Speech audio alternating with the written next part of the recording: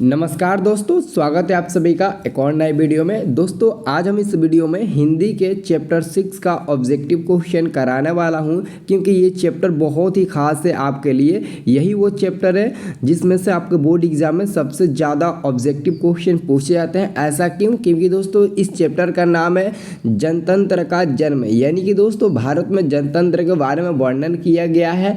तो ये चैप्टर आपके लिए बहुत ही महत्वपूर्ण है और इस चैप्टर से हमेशा ऑब्जेक्टिव क्वेश्चन 10 से 12 आता है। तो मैं आपको पूरा निचोड़ ऑब्जेक्टिव क्वेश्चन अभी कंप्लीट करवा दूंगा इस चैप्टर का, ठीक है। और इसका सब्जेक्टिव क्वेश्चन पैड ग्रुप में सुबह 6 बजे आपको सेंड कर दिया जाएगा, ठीक है। आपको टेंशन लेने की बात नहीं है, ठीक है। तो चलिए मैं वीडियो स्टार्ट करता हूँ। सब लोग वीडियो को लाइक करना है और चैनल पर पहली बार आए हैं तो चैनल को सब्सक्राइब कर देना है। याद रहे ये चैप्टर का एक एक ऑब्जेक्टिव क्वेश्चन महत्वपूर्ण है और इसको मतलब कि हल्के में मत लेना, ठीक है। और इसको अच्छे से आप लोग याद करने की कोशिश करना, ठीक है। आप लोग देख सकते हो आपका चैप्टर है 6, ठीक है। और नाम भी याद रख लो, जनतंत्र का जन्म, ठीक है। तो पहला तो क्वेश्चन शुरुआत किया गया है कि निम्न में कौन कविता भारत में जनतंत्र के उदय का जयघोष है। तो आपका आंसर क्या होगा? डी नंबर होगा, जनतंत्र का जन्म। अभी मैंने आपको बता दिया कि भारत में जनतंत्र के बारे में वर्णन किया गया, बहुत ही खास चैप्टर है, ठीक है। तो यहाँ पर हम लोग आंसर टिक लगाएंगे डी नंबर वाला, ठीक है। ये क्वेश्चन देखो 23 में पूछा भी गया है, ठीक है। अगला क्वेश्चन है निम्न में से रामधारी सिंह दिनकर जी की रचना है। तो इसका मतलब हुआ कि ये जो आपका जनतंत्र का जन्म है, इस पाठ के लेखक कौन है? तो रामधारी सिंह कौन है? दिनकर है। लेकिन दोस्तों रामधारी सिंह दिनकर के बहुत सारे रचनाएं हैं, जिसमें से एक रचना दिया गया है और इसमें से आपको बताना है वो कौन रचना है, ठीक है। तो आंसर देखो ऑप्शन नंबर डी नंबर हुंकार। हुंकार का मतलब दोस्तों इसी में आता है कि किसकी हुंकारों से महलों की नींव उड़ जाती है। तो जनता इसका आंसर आया था, मैंने आप लोगों को बताया था, ठीक है। तो बच्चों अभी इसका आंसर क्या होगा? हुंकार होगा, क्योंकि रामधारी सिंह दिनकर की यह रचना है, ठीक है। याद रखना रचना से ऑब्जेक्टिव क्वेश्चन इंपॉर्टेंट है और पूछा जाता है हमेशा किसी भी चैप्टर का। अगला क्वेश्चन है कि उर्वशी किसकी कृति है? तो रामधारी सिंह दिनकर जी का। तो याद रहे कभी कभी रामधारी सिंह दिनकर का पूरा नाम नहीं दिया रहता है, केवल शॉर्ट नेम दिनकर लास्ट वाला दिया रहता है। तो समझ जाना लास्ट वाला दिनकर का मतलब रामधारी सिंह दिनकर, ठीक है, याद रखना। अगला क्वेश्चन है 4 नंबर कि दिनकर को साहित्य अकादमी पुरस्कार किस कृति पर मिला था। तो इसमें इतना लड़का कंफ्यूज हो जाता है कि उसको मतलब कि वो समझ नहीं पाता है कि हम आखिर में इसका आंसर दे तो क्या। बहुत लोग उर्वशी पर कर देते हैं, बहुत लोग इधर उधर टिक लगा देते हैं। लेकिन संस्कृत के 4 अध्याय पर रामधारी सिंह दिनकर को साहित्य अकादमी पुरस्कार से पुरस्कृत किया गया था। तो हमारा आंसर क्या मिलेगा बच्चों? तो डी नंबर मिलेगा, ठीक है, याद रहेगा ना। अब देखो अगला क्वेश्चन। अब देखो अब अगला क्वेश्चन पूछा गया है कि दिनकर को ज्ञानपीठ पुरस्कार किस रचना पर प्राप्त हुआ था। अगर दोस्तों ज्ञानपीठ पुरस्कार कहेगा उसके अनुसार हम लोग आंसर देंगे उर्वशी। लेकिन दोस्तों अभी फिलहाल एक क्वेश्चन और पूछा था 4 नंबर कि रामधारी सिंह दिनकर को साहित्य अकादमी मिला संस्कृत के 4 अध्याय पर और ज्ञानपीठ पुरस्कार मिला था, वो मिला था उर्वशी पर। और ये देख लो ये दोनों क्वेश्चन पूछा गया, ये नहीं कि 4 नंबर क्वेश्चन नहीं पूछा गया है और 5 पूछा गया है, दोनों क्वेश्चन पूछा गया है आपके एग्जाम में, ठीक है। तो हम लोग का आंसर क्या होगा? अगर ज्ञानपीठ कहेगा तो उर्वशी पर टिक लगाएंगे और साहित्य अकादमी पुरस्कार कहेगा तो संस्कृत के 4 अध्याय, ठीक है, याद रखना। अब देखो जी अगला क्वेश्चन आपका है 6 नंबर। ये क्वेश्चन कहता है कि दिनकर ने कविता में यानी कि जनतंत्र का जन्म शीर्षक कविता में दूधमही शब्द का प्रयोग किसके लिए किया है। देखो दूधमही शब्द का प्रयोग किस लिए वहाँ पर किया गया है इस कविता में, यही आपको सिंपल सा बताना है, ठीक है। तो यहाँ पर हम लोग 6 का आंसर देंगे ऑप्शन नंबर डी जनता के लिए, क्योंकि दूधमही का मतलब ही होता है जनता, तो हम कहेंगे जनता के लिए, ठीक है। अब देखो अगला क्वेश्चन आपका आता है 7 नंबर। ये क्वेश्चन है कि दिनकर किस विश्वविद्यालय के उपकुलपति यानी कि कुलपति बनाए गए थे, यानी कि दिनकर को किस विश्वविद्यालय में कुलपति बनाए गए थे। तो जी हम आंसर देंगे ऑप्शन नंबर सी नंबर, ठीक है, भागलपुर विश्वविद्यालय। अगर आप भागलपुर से बिलोंग करते होंगे तो रामधारी सिंह दिन के बारे में आप लोग पाई और अच्छे से जानते होंगे, ठीक है। अगला क्वेश्चन है 8 नंबर कि जनतंत्र में कविता के अनुसार राजदंड क्या होंगे। जनतंत्र में कवि के अनुसार राजदंड क्या होंगे? फावड़े और हल होंगे। बहुत लोग फूल और भंवरे टिक लगा देते हैं, लेकिन मैं उन लोगों को बार बार समझाता हूँ कि फावड़े और हल पर ही टिक लगाना। ये भी क्वेश्चन कई बार पूछा गया बट यहाँ पर शो नहीं किया गया है, वो अलग की बात है, लेकिन मैं आपको बता देता हूँ ये क्वेश्चन कई बार पूछा गया है। ठीक है, अगला क्वेश्चन आप लोग देख सकते हैं 9 नंबर। ये प्रश्न कहता है ना जी कि कवि के अनुसार जनतंत्र के देवता कौन है। ये भी क्वेश्चन कई बार पूछा गया है, ये इंपॉर्टेंट है आपके 2024 के लिए। तो मैं आपको बता दूं कवि के अनुसार जनतंत्र के देवता कौन है, यानी कि किसान मजदूर है। क्या है बच्चा सब, किसान मजदूर है। क्यों, क्योंकि किसान मजदूर के चलते ही आज पूरा हमारा देश जीवित है, एक तरफ से समझो, क्योंकि उन्हें किसान मजदूर पर ही तो आधारित है ना हमारा भारत की जनता। क्योंकि जो लोग खेती बाड़ी नहीं करते हैं, किसानी नहीं करते हैं, तो आखिर में वो अनाज कहाँ से उपजाएंगे। आखिर में अनाज उपजाने वाला किसान मजदूर ही तो है, और यही अनाज हम लोग खाकर आज जीवित है। तो आखिर में हम देश के रियल हीरो किन्हें मानेंगे, किसान को ही ना मानेंगे। तो कवि के अनुसार जनतंत्र के जो देवता है ना वो हमारे किसान मजदूर है। ठीक है, अगला क्वेश्चन 10 नंबर। भारत सरकार ने दिनकर को कौन सा अलंकरण प्रदान किया था।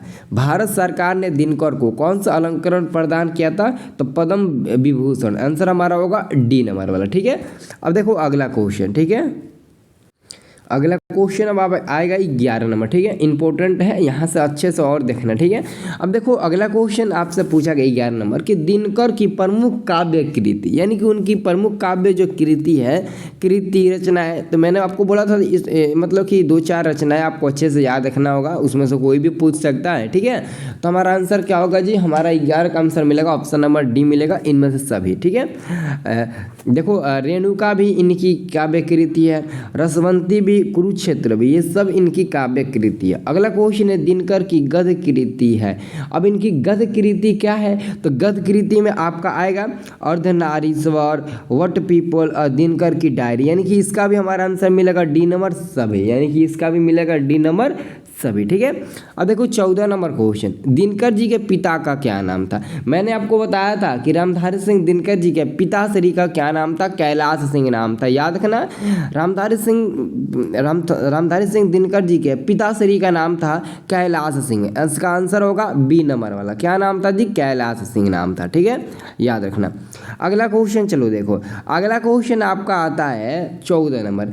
दिनकर ने अपनी पढ़ाई कहाँ तक की, यानी कि रामधारी सिंह दिनकर कहाँ तक पढ़े हैं, अभी वो कहाँ तक पढ़े हैं। ठीक है, तो देखो 1 मिनट, ये 13 नंबर क्वेश्चन है ना, 13 नंबर क्वेश्चन में थोड़ा सा मिसप्रिंट हुआ है, कैलाश सिंह नहीं जी, रवि सिंह नाम था। ठीक है, दिनकर जी के पिताजी का नाम था, पिताश्री का रवि सिंह नाम था, यहाँ पर थोड़ा सा मिसप्रिंट हो गया। यहाँ पर आपका कैलाश सिंह नहीं बल्कि ऑप्शन नंबर ए होगा।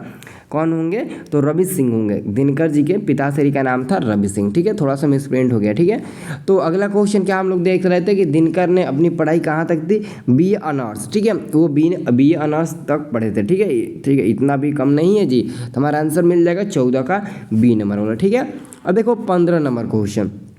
15 नंबर क्वेश्चन पता है क्या कहता है, ये क्वेश्चन है कि दिनकर किस कॉलेज के हिंदी विभाग अध्यक्ष के रूप में रहे, यानी कि रामधारी सिंह दिनकर किसी कॉलेज में ना हिंदी के विभाग अध्यक्ष के रूप में उनको चयनित किया गया था ना। तो वो किस कॉलेज में, तो लंगट सिंह कॉलेज भागलपुर। क्योंकि भागलपुर इसलिए होगा क्योंकि यह सब इनकी पढ़ाई वहीं पर हुई थी ना, तो यहाँ पर हमारा आंसर होगा लंगट सिंह कॉलेज भागलपुर। हो सकता है कि आप इस कॉलेज से पढ़ाई करते होंगे। ठीक है, अगला क्वेश्चन आपका 16 नंबर, सिंहासन खाली करो कि जनता आती है, किस कविता की पंक्ति है। यार गजब का यह पंक्ति है, सिंहासन खाली करो कि जनता आती है, किस कविता की पंक्ति है। तो देखो जी 16 का आंसर होगा ऑप्शन नंबर ए, जनतंत्र का जन्म। ऐसा इसलिए होगा, इसका मतलब समझ रहे हो कि सिंहासन खाली करो जनता आती है, किस पंक्ति की कविता की पंक्ति है, तो जनतंत्र का जन्म। तो दोस्तों इसका मतलब यह हुआ, हम लोग किसी विधायक या फिर सांसद के भवन में जाते हैं ना, तो कोई सांसद विधायक अपने आप को मतलब कि नीचा नहीं दिखाता, अपने आप को को कभी ऊपर ही शो करता है, लेकिन जब वोट वोट लेने आता है तो उस समय हम लोगों को पाँव पड़ता है, हाथ जोड़ता है। लेकिन वही जीतने के बाद अगर हम उनकी महल में जाएंगे तो हमको पाँव पकड़ना होगा, हमको हाथ जोड़ना होगा। तो इसी बात को यह संदेश देना चाहते हैं कि सिंहासन खाली करो, जनता आती है। अगर आप विधायक या फिर सांसद के सिंहासन मतलब कि उनके हॉल में जाते हैं, उनके यहाँ जाते हैं, तो आपको सीट खाली कर देनी चाहिए जनता को बैठने के लिए। आपको हाथ जोड़ना चाहिए, प्रणाम करना चाहिए, इनका मतलब। और इसने यही कहा था, ठीक है, तो याद रखना। अगला हमारा क्वेश्चन आता है 17 नंबर। ये क्वेश्चन है कि दिनकर जी का निधन कब हुआ था। इनका जो निधन मतलब कि इनकी मृत्यु, तो मृत्यु इनका कब हुआ था जी, तो इनकी मृत्यु हुआ था 24 अप्रैल 1974 ईस्वी में, ठीक है। 1974 में इनकी मृत्यु हुई थी, ठीक है। अगला क्वेश्चन, जनतंत्र के जन्म के कवि कौन है। कवि, अरे यार यही होंगे रामधारी सिंह दिनकर, दूसरा कोई थोड़ी ना हो सकता है। हमारा आंसर मिल जाएगा ये, ठीक है। अब चलो अगला क्वेश्चन देखो, तो अगला क्वेश्चन 19 नंबर है। अब इनका जन्म पूछा गया है कि इनका जन्म कब हुआ था। रामधारी सिंह दिनकर का जी का जन्म कब हुआ था, तो जन्म हुआ था 23 सितंबर 1908 ईस्वी में, और मृत्यु कब हुआ था 24 अप्रैल 1974 ईस्वी में। तब यहाँ से आप लोग काउंट कर सकते हैं कि इन्होंने कितना साल जिया था। 1908 में जन्म हुआ, 1974 में इनकी मृत्यु हो गई, ठीक है। तो मैक्सिमम ठीक ही जिए, ठीक है। अब देखो अगला क्वेश्चन है आपका 20 नंबर क्वेश्चन है कि दिनकर का जन्म कहाँ हुआ था। रामधारी सिंह दिनकर जी का जन्म कहाँ हुआ था, तो इनका सिमरिया बेगूसराय जिला का नाम सुने होंगे। वहाँ पर सिमरिया भी है, हम लोग गए हैं 1-2 बार वहाँ पर घूमने, हम लोग गए थे, ठीक है। और एक लड़का से पूछे थे, तो वो बहुत बढ़िया से उनके बारे में बता रहा था, कॉल किया था मेरे पास, ठीक है, सिमरिया में, ठीक है, जो भागलपुर में स्थित है, बिहार में ही है, भागलपुर में, ठीक है। अगला क्वेश्चन है कि इनकी प्रारंभिक शिक्षा कहाँ से हुई, यानी कि रामधारी सिंह दिनकर जी की प्रारंभिक शिक्षा, यानी कि जो प्रारंभिक शिक्षा मतलब समझ तो पहला ज्ञान इनको कहाँ मिला था, तो हम लोग कहेंगे कि गाँव से ही इनको मिला था, ठीक है। प्रारंभिक शिक्षा इनको गाँव से ही मिला था, सरकारी स्कूल हो गया, जो भी स्कूल हो गया गाँव में, ठीक है। अगला क्वेश्चन हमारा है 22 नंबर। ये क्वेश्चन है ना कि दिनकर की किस रचना में कर्ण का नायक बनाया गया है। वाह, दिनकर जी कि किस रचना में कर्ण को नायक बनाया गया है, नायक, ठीक है। तो रसीमर्थी ऑप्शन नंबर आपका हो जाएगा बी नंबर, ठीक है। मिट्टी की ओर कृति है, यह किसकी कृति है, यह क्या है, गद्य पद काव्य है, फिर इनमें से सभी, तो इनमें सभी तो हो नहीं सकता, ये गद्य है, ठीक है। आंसर क्या होगा 23 का बी नंबर, ठीक है।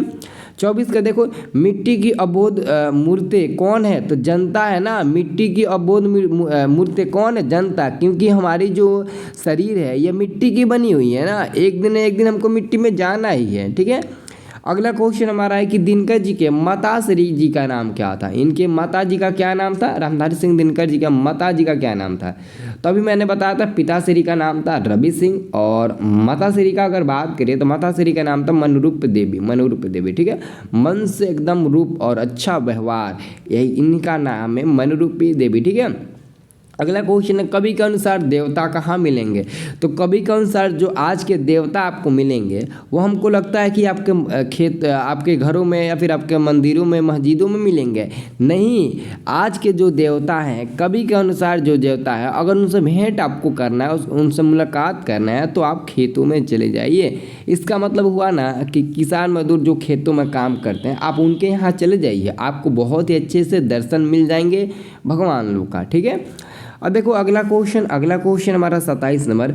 जो भगवान को मंदिरों में खोजते हैं उन्हें कभी किससे संशोधित किया गया है। अभी मैंने आपको बोल ही रहा था कि जो भगवान को मंदिरों मतलब कि मंदिर मस्जिद में खोजते हैं, जो इंसान भगवान को मंदिर मस्जिद में खोजते हैं उन्हें उस वैसे व्यक्ति को इन्होंने कैसे संशोधित किया, यहाँ पर देखो बहुत ही अच्छी यह मतलब क्या है, मूर्ख से। अरे वाह क्या बात है, ऐसा तो हम लोग भी गलती करते हैं ना, जाते हैं मंदिर में और पूजा करते हैं। तो देखो मंदिर में जाने से कोई दिक्कत नहीं है, मंदिर में हम लोग जाते हैं अपने आप को शुद्ध बनाने के लिए, अपने आप को मतलब कि अच्छा साबित करने के लिए। ऐसा नहीं है कि मंदिर में हम भगवान को भेंट करने जाते हैं। अगर आपके पास सच्चाई है, सच्चे हृदय से आप काम करते हैं, सच्चे हृदय से किसी से झूठ नहीं बोलते हैं, अच्छे काम करते हैं, अच्छे से व्यवहार करते हैं सबके साथ, तो समझ लो आपके साथ भगवान हमेशा है। लेकिन अगर आपको सबके साथ बेईमानी बेईमानी करेंगे, झूठ बोलेंगे, गद्दारी करेंगे तो क्या होगा, ये इसमें से एक बात ज़्यादा डिपेंड करता है कि आप किसी के साथ गद्दारी मत करना, ठीक है। अगर मतलब कि तुमको कुछ भी बात बोलना होगा तो उसके जस्ट सामने बोल देना, लेकिन उसके साथ गद्दारी मत करना। गद्दारी करने से क्या होता है ना, विश्वास ज़िंदगी भर का टूट जाता है, ठीक है। अब देखो अगला क्वेश्चन, ठीक है। अगला क्वेश्चन हमारा क्या होता है, अगला क्वेश्चन देखिए, अगला क्वेश्चन हमारा है 28 नंबर ना, 27 नंबर बता दिया, 28 नंबर क्वेश्चन, ठीक है। ये सब क्वेश्चन पूछा गया, देख लो। कभी दिनकर किस लिए, कभी यानी कि कवि कौन, तो रामधारी सिंह दिनकर किसके लिए सिंहासन खाली करने की बात करते हैं। अभी दोस्तों मैं आपको बता ही रहा था, तो वही क्वेश्चन आ ही गया, देख लो यहाँ पर। तो हमारा फाइनली आंसर क्या होगा, डी नंबर, जनता के लिए। कभी जनता के लिए ही ना सिंहासन खाली करने की बात करते हैं। अगला क्वेश्चन है, अगला क्वेश्चन हमारा है 29 नंबर। ये क्वेश्चन है, देखो कि कवि दिनकर के अनुसार कौन सोने का ताज पहनकर इठला रही है, यानी कि सोने का ताज पहनकर इठला रही है। वाह क्या बात है जी, क्या बात है। तो आंसर होगा देश की मिट्टी। हमारी देश की मिट्टी सोने जैसी है, क्योंकि इसमें जो भी फसल लगाएंगे वो फसल अवश्य उगेगा, ठीक है, याद रखना। अगला क्वेश्चन क्या है, अगला क्वेश्चन हमारा है 30 नंबर। ये क्वेश्चन कहता है, ध्यान से देखो कितना नंबर क्वेश्चन है, 30 नंबर ना। दिनकर के काव्य का मूल स्वर क्या है, मूल स्वर क्या है। तो यहाँ पर दो क्वेश्चन है और दो ऑप्शन है, दोनों में बहुत कंफ्यूज आप लोग होते हो, ठीक है। तो कंफ्यूज नहीं होना है, इसका आंसर होगा ओ जम राष्ट्रीय चेतना, प्रकृति और सौंदर्य पर टिक लगा देते हो, बट इसका आंसर होगा डी नंबर, ठीक है।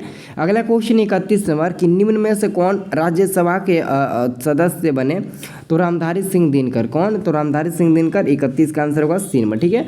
और 32 नंबर क्वेश्चन है कि रामधारी सिंह दिनकर रचित पाठ है, तो जनतंत्र का जन्म, ठीक है, याद रखना। आपका 32 का आंसर मिल जाएगा बी नंबर, ठीक है।